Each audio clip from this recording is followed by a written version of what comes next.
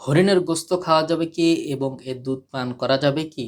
উত্তর হচ্ছে যে হরিণের গোস্ত খাওয়া যাবে এবং এর দুধও পান করা যাবে, এতে কোনো সমস্যা নাই।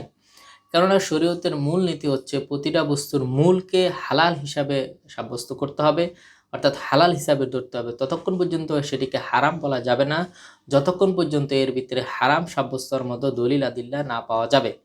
সুতরাং যেহেতু হরিণ একটি তৃণভোজী প্রাণী, এটি সাধারণত ঘাস লতাপাতা খেয়ে থাকে, এর ভিতরে হিংস্রতা নেই, অর্থাৎ এটি কোনো হিংস্র প্রাণীও না বা শিকারী কোনো প্রাণীও না।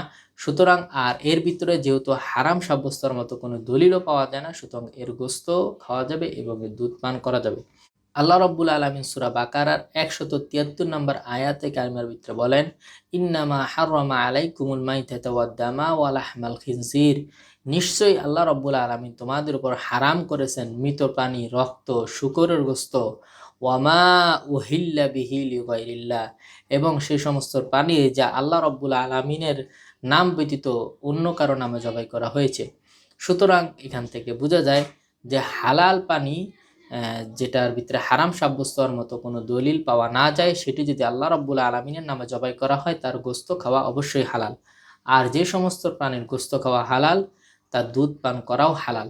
সুতরাং হরিণের গোস্ত খাওয়া যাবে এবং এর দুধ পান করা যাবে, এতে কোনো সমস্যা নাই।